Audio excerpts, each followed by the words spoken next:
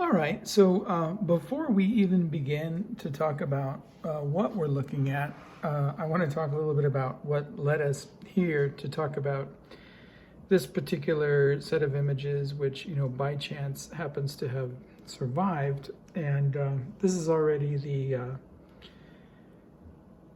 the third or fourth generation or permutation of this set of images and the life of this, particular work.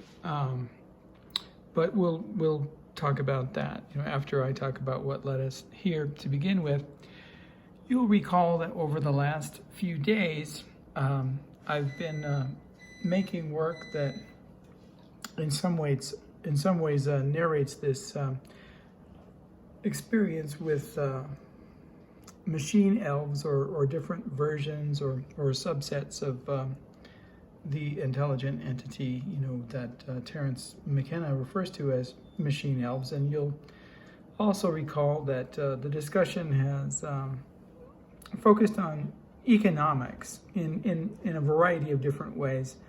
The first way is that I was reminded of these machine elves to begin with because I ran out of storage space on my iPhone, which itself is a matter of economics and my inability to purchase either adequate storage space or a new iPhone.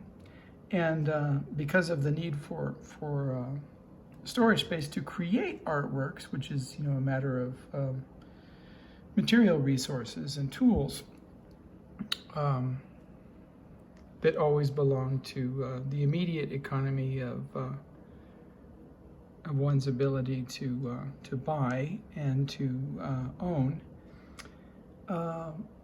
I've had to delete apps from my iPhone in order to create data storage room where those apps have been eating up that storage space. And in the process of deleting apps and downloading apps that are not associated with data or are misinformed by the idea that they're taking up data, I've lost certain kinds of filters and certain kinds of art creating tools, and I've gained some. And one of the tools that I gained recently was this filter that's called Mirror that produces these Rorschach-like images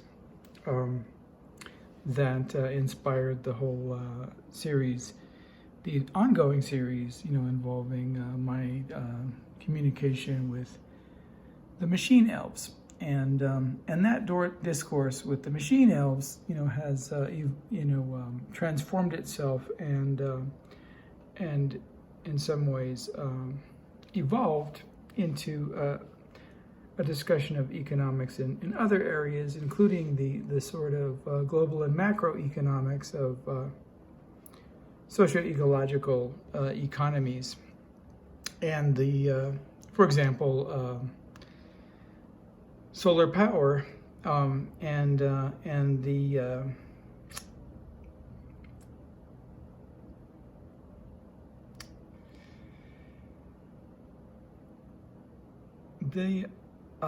meta necessity of supporting and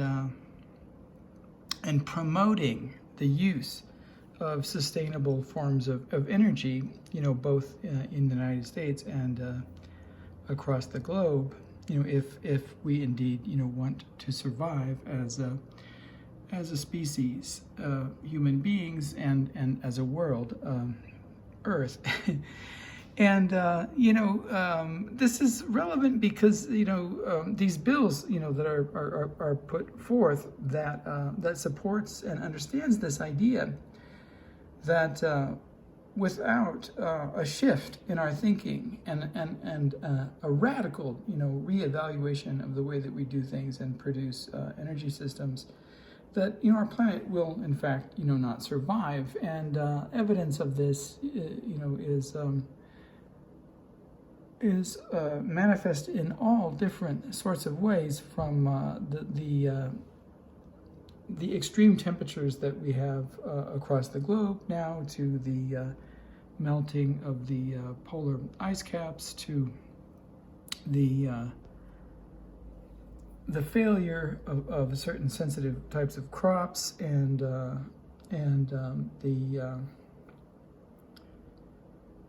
the demise of certain species of pollinators, and I could go on and on and on. But there's an extraordinary amount of evidence that, in fact, that our world is suffering, and so the discourse with the machine elves plays with economic solutions to simple economic solutions to unnecessarily complex problems, unnecessarily complex, because people like Manchin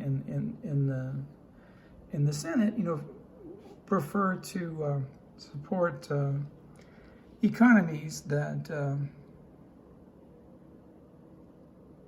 benefit him and others financially, rather than to attempt to contribute to the survival of our planet. And so all of that is in play, and it led me and reminded me of a number of things that I've done in the past. And my work usually intersects past work in various ways, and I'm never really doing just one thing at a time. But it reminded me of these notebooks that I kept in the first act of a piece that I did that began in 1999, around July 15th, 1999, that I began with as a series of performances in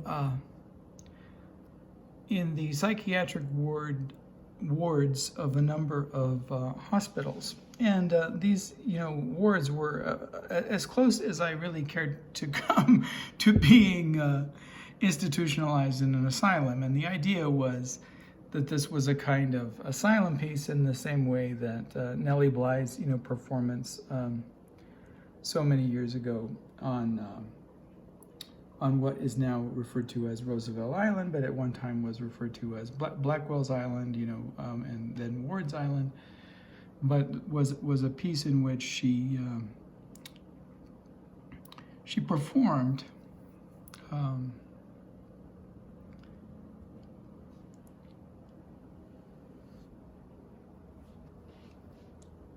as an individual within an asylum, the asylum on what is now Roosevelt Island, that is now upscale housing, and you can rent within the old Octagon mental asylum. You can rent, an apartment with a view of Manhattan, and you can occupy this place from a positionality of privilege, and if you're interested in that, I guess it's a different kind of performance than I was interested in. But the fact of the transformation of this building was what inspired the piece to begin with, because I had, for a long time been working with ideas of displaced individuals, what happens to individuals in areas of gentrification, particularly, socially marginalized individuals to begin with, and what happens to those individuals when neighborhoods are changed, and this process of gentrification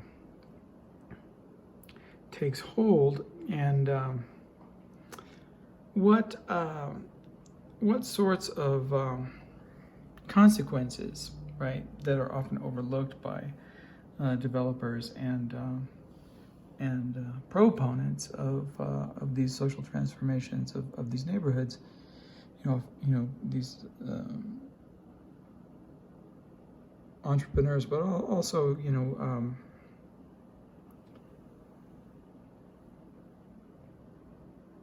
optimistic, residents often overlook the social consequences of those, not so fortunate to, not fortunate enough to benefit from the processes of gentrification and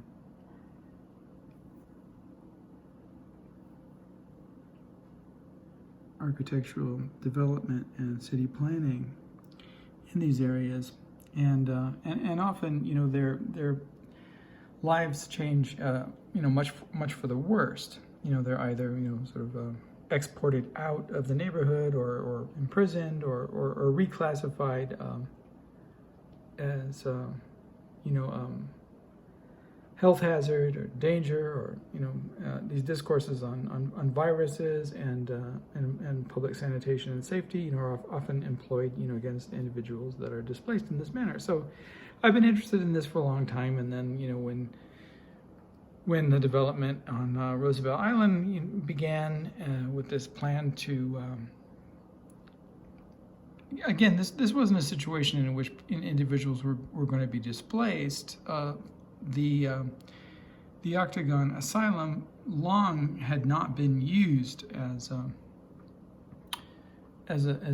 residency for individuals with these behavioral challenges that often get diagnosed as mental illness, and and in fact most of the individuals who at one time would have been assigned, to that location would in the time that I began the piece, would have been assigned to Metropolitan Hospital and some of the other hospitals in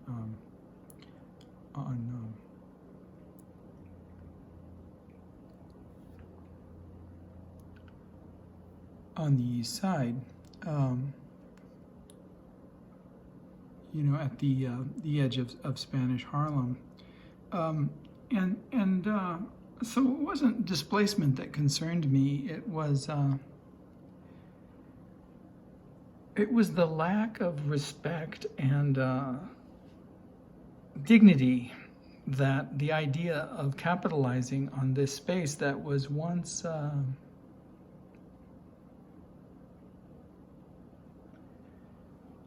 used, effectively to isolate, confine, and from a humanitarian point of view, very problematically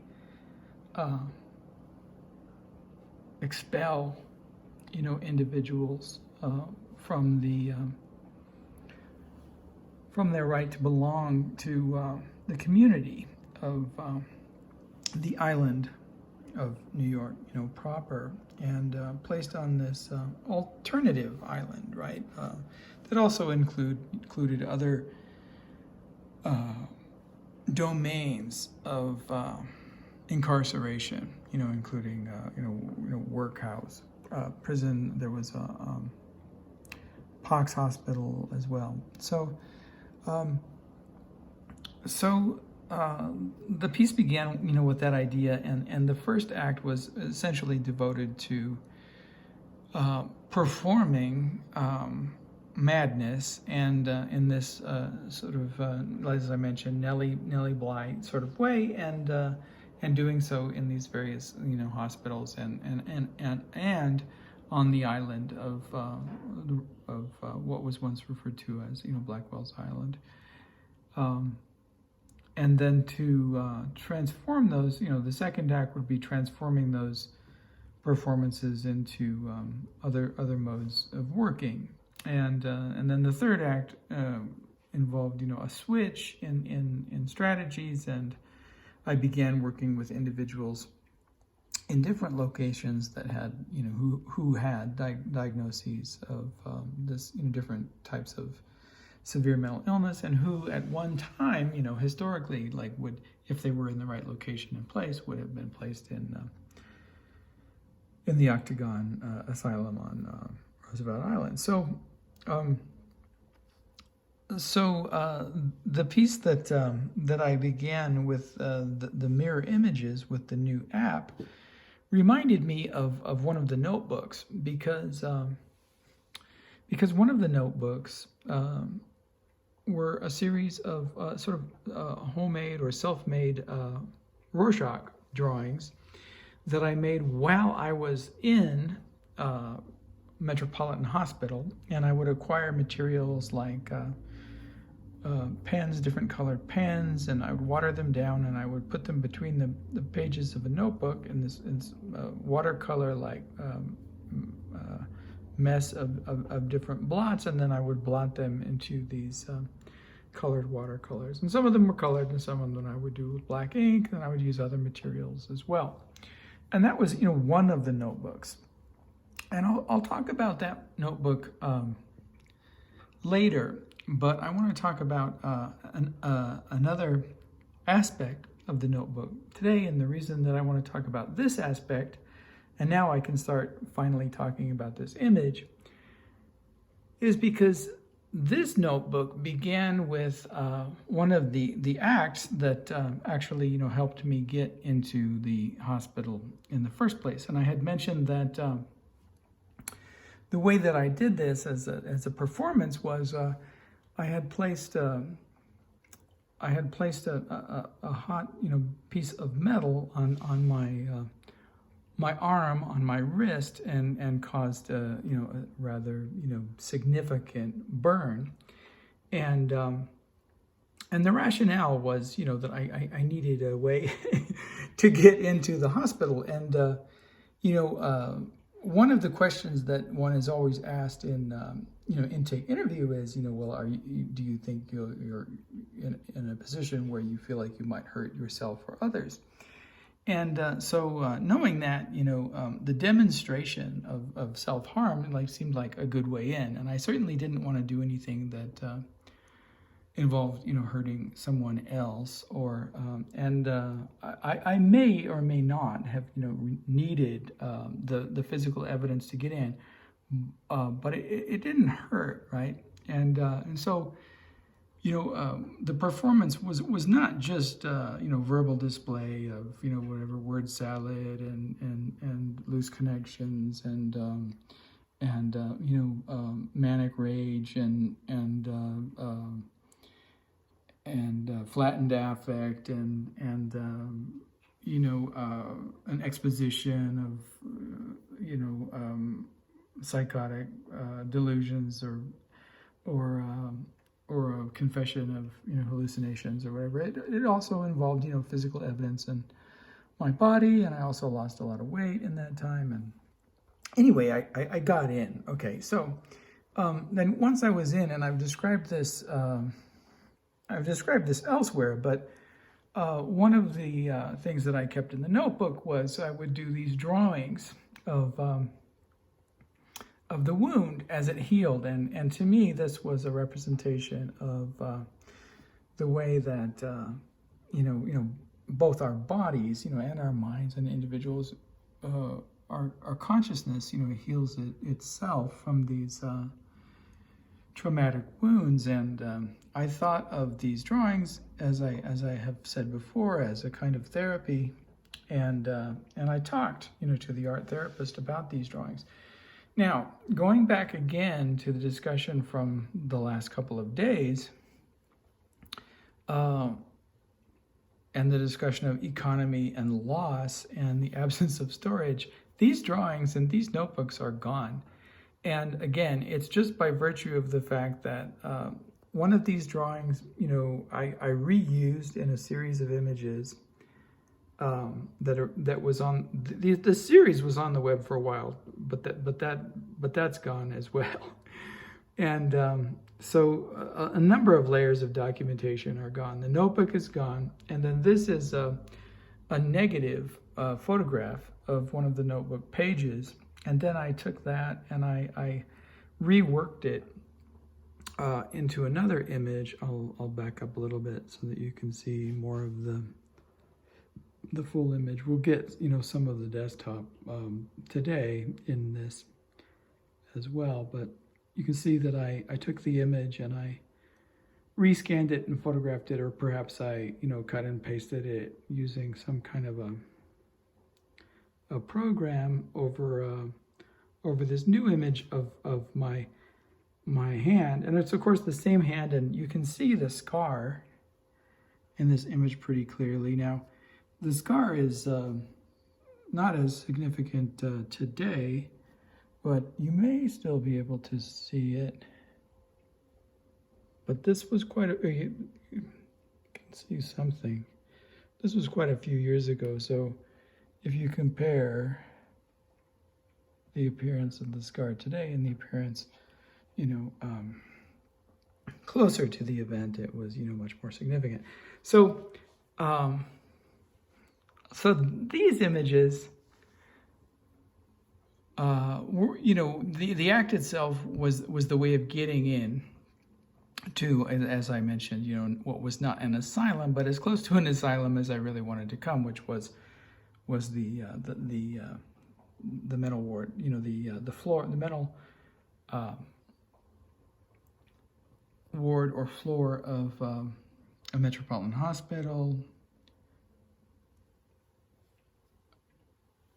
where I also worked with these drawings and kept other notebooks, including a notebook of the Rorschach-like images. And then with that notebook, and eventually I'll talk about that notebook. Right now I'm going to just talk about these wound images, but eventually with that notebook I would make the Rorschachs, and then I would do readings of the Rorschach drawings, and I would write them out. And then I would leave, these Rorschach notebooks around for other patients to explore and write their descriptions in.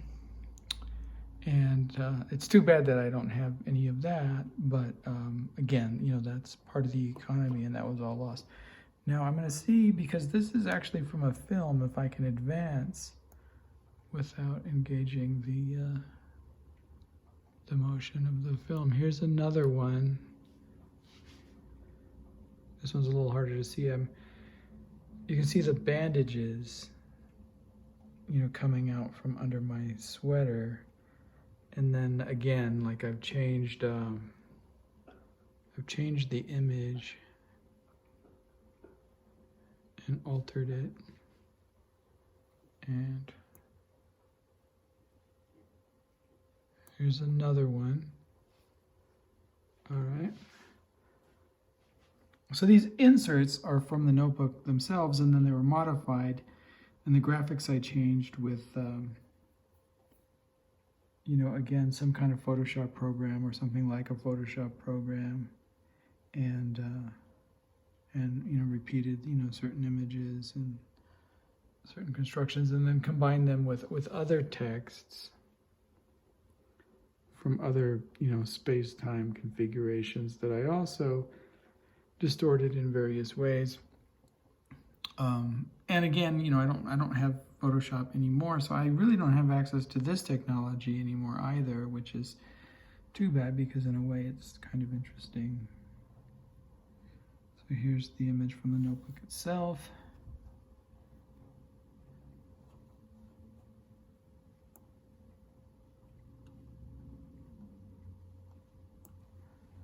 Here's another one.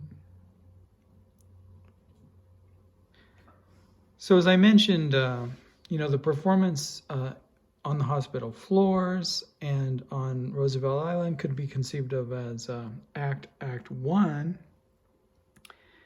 And that would include the drawing of these images. This one's interesting because you get through the paper of the notebook, you get the image that's coming through from the other side.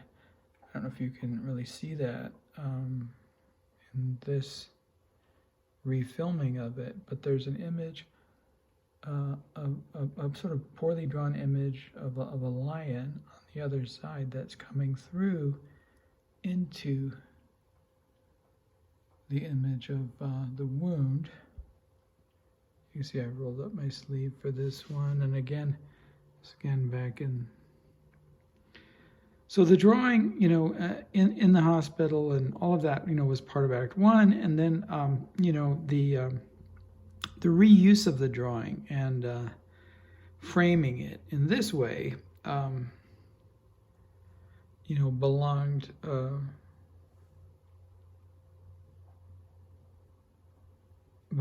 to what I conceived of as Act Two, that included the production of a number of these elements from notebooks, one of which was a book of poetry that I called the Asylum Notebooks. And what I did with that was I took the text, largely the text, and instead of transcribing it, outright, I would describe what the text did. So if there were 2 words in the text and they described, pain, I would say, 2 words of however many syllables long, describing the effects of, a Haldol Ativan cocktail on the psychological subject or whatever. So it had this distance, but overall, I really liked the outcome of that kind of poetics, and I may at some point, try to. I would have to, if I were, going. I wish I had archived them, but if I were going to reproduce it now, I would have to reproduce a fictional version of it. But I certainly could do that. And these are not fictional reconstructions insofar as, that I'm pretending that they belong to the notebook, but they actually didn't. These images, insofar as the insets are concerned, actually, belonged to the notebook. And in that sense, they're, I guess you could say, historical documents of Act One. And here's another. That's one is not coming out very well in this image. I can see over the camera that it's much. There you go. Much clearer. And again, you can see the image from the reverse page coming through. And I've never been a good drawer. Right? I'm not that kind of an artist, and I've discussed one of the reasons why, but these drawings aren't intentionally primitive. That's about as good as I draw. So for those artists that think that this is like an intentional, like the way that Picasso intentionally drew in these naive manners, this is me being a realist in some way or another. I mean, actually, if I had spent, enough time, I could probably do a better job. But like I said, I'm not particularly good at that kind of art. All right, so let's see what we've got.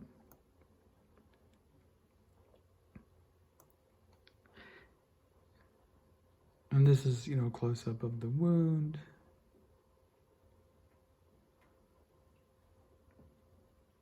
And again, more text, also distorted. And you can see again the page, the reverse page coming through, which I really liked. I really liked the way that effect. Oh, here's another of the first one that we saw, slightly. Looks like it's a slightly different crop.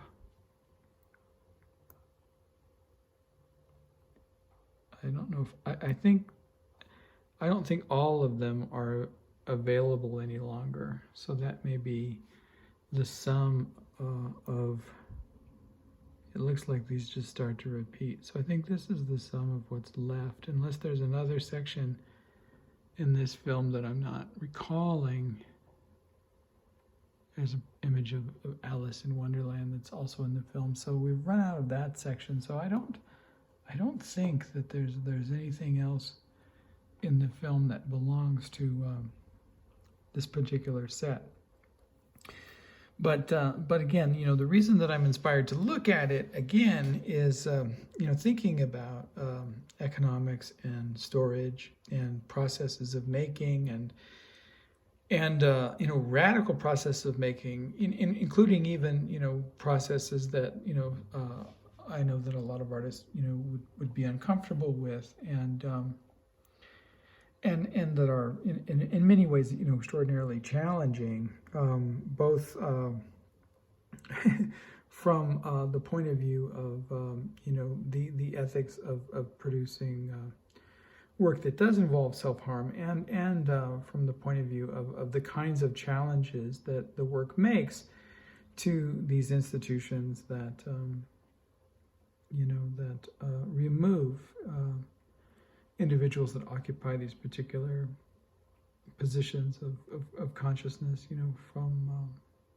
from our societies and our communities and our belonging, and the history of where individuals who are removed, from our communities end up are, very much like the history of individuals who become homeless because of gentrification, or whose homelessness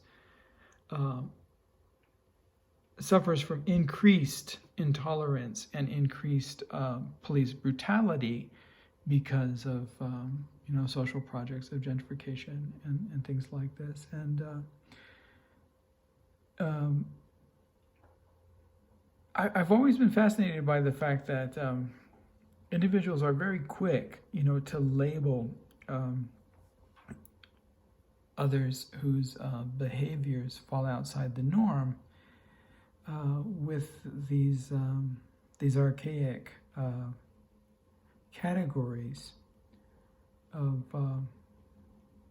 abnormal psychology, schizophrenia, mania, bipolar disorder, and these other categories, these labels, these forms of sorting. They're very quick to see the other in these individuals and to call for their removal, right, from the community. And they're also very slow to recognize that that all of these displacements in turn, right, require resources to sustain the separation of these individuals from those individuals, who regard themselves as, falling within the range of normativity. And so it always becomes, someone else's problem where to locate the resources, because these people are never I, right, or we, or us, or, unless you actually have a loved one who, has been designated by this way of sorting as belonging to, some subset of insanity, in which case, then you either become an advocate of rights, or you equally get caught up in that system. So, I started with this set, not the Rorschach set of drawings, for two reasons. Because the Rorschach set of drawings is lost, and that itself is an economic issue, and that these, in fact, are just a fragment of the images that I drew of the wound healing in the notebooks, but have managed to survive because they ended up sort of refashioned and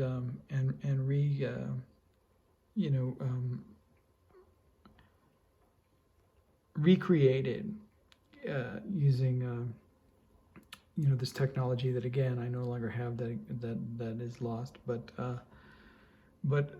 they became part of a slideshow around, I believe, 2010, and that's the reason why these images have survived. And I thought that it'd be interesting to start with these, both because they demonstrate, the conditions of the economy of storage and saving and losing that I had begun with, and because I don't have to recreate them. To discuss the Rorschach drawings, I actually have to fabricate, new versions. So that's a little bit more complicated, but eventually I do want to get there. And you can see in some of these drawings, I think all of these were done with, colored ink or pencil. But there were some in the notebook that, hasn't survived, that enlisted other materials as well. There wasn't a lot available in the hospital, but, we had food and things like that. And I remember one of the drawings, and people found this one particularly disturbing, was I drew the wound in part with ketchup and other food materials. And, I'm as you can see from the drawings, I'm not particularly good at drawing, but it was good enough to be horrifying.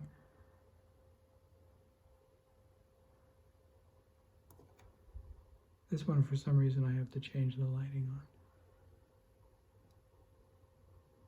on. I do think, though, that even though, like I said, I'm not really good at this style of art making, but there is a character that, these hands have, especially the fingers there, the sort of misshapen, quasi-expressionist